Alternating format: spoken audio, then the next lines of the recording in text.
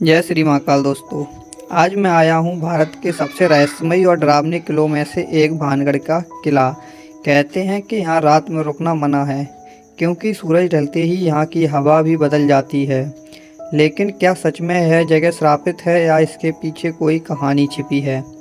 तो आज हम आपको दिखाने वाले हैं भानगढ़ का इतिहास, उसका निर्माण, उसका विनाश और उसका युद्ध जिसने इस नगर को हमेशा के लिए ख़त्म कर दिया।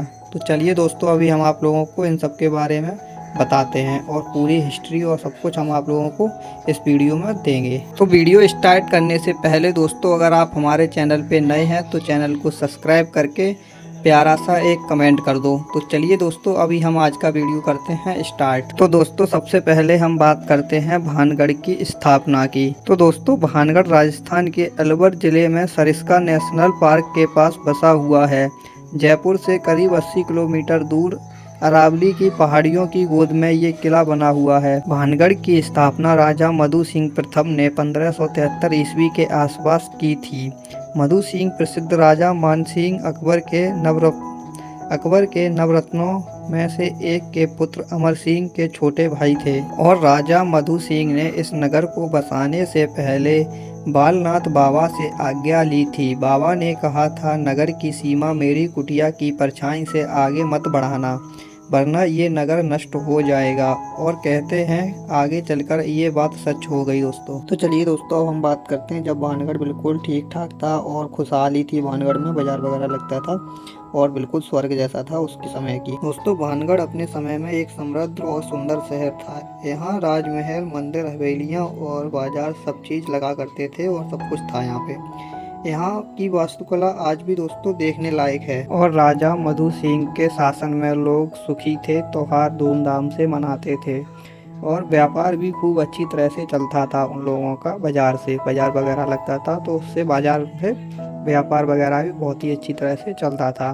लेकिन कुछ सालों बाद भानगढ़ की किस्मत ने करवट ली और यह शहर पूरा राजपूताना की सबसे डरावनी कहानी बन गया। तो चलिए दोस्तों, अब हम आप लोगों को भानगढ़ की राजकुमारी रत्नावली की कहानी बताते हैं। तो जो भानगढ़ की रानी राजकुमारी रत्नावली थी, वो बहुत ही ज़्यादा सुंदर थी और अपनी सुंदरता के कारण वो पूरे प्रदेश में मशहूर थी। वहाँ के कई राजा रजवाड़े उनसे विवाह करने के लिए प्रस्ताव भेजते रहते थे। और दोस्तों, भानगढ़ का जो साम्राज्य था उसमें एक तांत्रिक भी रहता था, सिंधिया नाम का। वो काले जादू का बहुत बड़ा जानकार था और रत्नावली से एक तरफा प्यार भी करता था। एक दिन जब रत्नावली बाजार में इत्र खरीदने पहुंची तो सिंधिया ने उसे, मतलब सिंधिया जो तांत्रिक था, उस शीशी पर उसने काला जादू कर दिया, ताकि जैसे ही राजकुमारी उस इत्र को लगाएं वो उस पर मोहित हो जाए। मतलब वो काला जादू उसने कर दिया, तो जैसे ही इत्र को लगाती तो उस पर वो मोहित हो जाती। लेकिन जो राजकुमारी रत्नावली थी वो काफ़ी समझदार और तेज दिमाग की थी, तो रत्नावली ने वो चाल समझ ली। उन्होंने वह शीशी एक बड़े पत्थर पर फेंक दी और जादू उसी पत्थर पर असर कर गया। वो पत्थर सीधे सिंधिया पर गिरा, जिससे उसकी मौत हो गई। लेकिन जो सिंधिया नाम का तांत्रिक था, उसने मरते वक्त भानगढ़ को श्राप दिया कि यह नगर जल्द ही वीरान हो जाएगा और यहाँ कोई भी जीवित नहीं रहेगा। कहते हैं उसके बाद कुछ ही सालों में वहाँ श्राप सच हो गया। तो दोस्तों, वहाँ से भानगढ़ से थोड़ी ही दूरी पे 12 से 13 किलोमीटर की दूरी पे अजबगढ़ किला है। मतलब वहाँ भी राजा रहा करते थे। तो चलिए अब हम बताते हैं आप लोगों को उस युद्ध के बारे में, भानगढ़ और अजबगढ़ के युद्ध के बारे में। दोस्तों, तांत्रिक के श्राप के कुछ साल बाद ही भानगढ़ की किस्मत पर असली प्रहार हुआ। भानगढ़ के ठीक पास ही एक राज्य था, अजबगढ़। अजबगढ़ के राजा और भानगढ़ के बीच में समय के साथ राजनीति तनाव बढ़ गया था। और दोस्तों, कहा जाता है कि राजकुमारी रत्नावली की मृत्यु के बाद भानगढ़ कमजोर पड़ गया, क्योंकि राजा मधु सिंह उत्तराधिकारी के युद्ध में व्यस्त थे। इसी मौके का फायदा उठाते हुए अजबगढ़ के राजा अजय सिंह ने भानगढ़ पर हमला कर दिया और भारी युद्ध हुआ। तलवारें टकराईं, तोपें चली और भानगढ़ की दीवारें कांप उठी।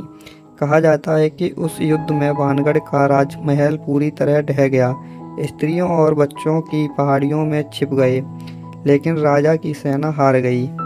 युद्ध के बाद पूरा नगर खंडर बन गया, लाशें सड़कों पर पड़ी रहीं और धीरे धीरे लोग भानगढ़ छोड़कर चले गए। उसके बाद अजबगढ़ के राजा अजय सिंह ने भानगढ़ पर कब्जा कर लिया। लेकिन कुछ ही सालों बाद जो वहाँ पे श्राप लगा हुआ था वो श्राप वहाँ भी फैल गया और अजबगढ़ भी वीरान हो गया। और इतिहासकारों का कहना है कि दोनों नगरों की पतन का कारण वही युद्ध था जिसने भानगढ़ और अजबगढ़ दोनों को ख़त्म कर दिया। और दोस्तों, जब आप इस किले के ऊंचे बुर्जों से दूर की पहाड़ियों को देखते हैं तो वो इलाका है अजबगढ़ का, जहां मैं अगला ब्लॉग लेकर आने वाला हूं ताकि हम जान सकें भानगढ़ के बाद अजबगढ़ का क्या हुआ। तो चलिए दोस्तों, अब हम जान लेते हैं भानगढ़ के बारे में, रहस्यमयी घटनाएं और डरावनी कहानियों के बारे में। तो आज भी भानगढ़ को भारत की सबसे डरावनी जगहों में गिना जाता है।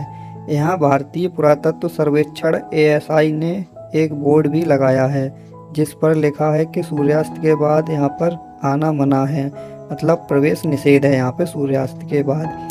स्थानीय लोग कहते हैं कि रात में यहाँ घंटियों की आवाज़ें भी आती हैं, कोई किसी को पुकारता भी है और कई बार तो यहाँ आए लोग बेहोश हो जाते हैं। और कई यूट्यूबर्स और टूरिस्ट रात में यहाँ पर आए पर किसी को भी सुबह तक अंदर रुकने की अनुमति नहीं मिली।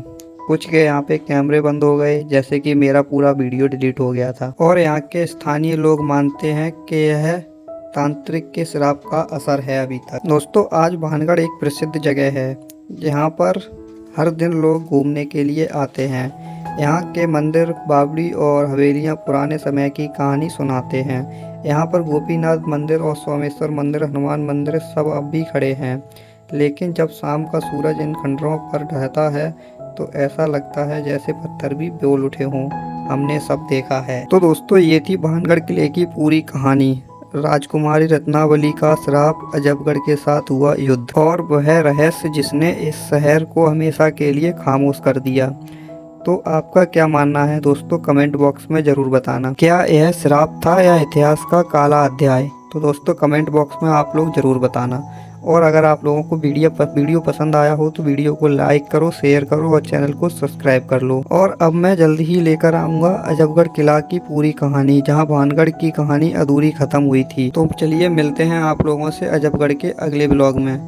जब तक के लिए जय श्री महाकाल। और अगर आप लोगों ने चैनल को सब्सक्राइब नहीं किया है तो चैनल को दोस्तों सब्सक्राइब जरूर कर लेना।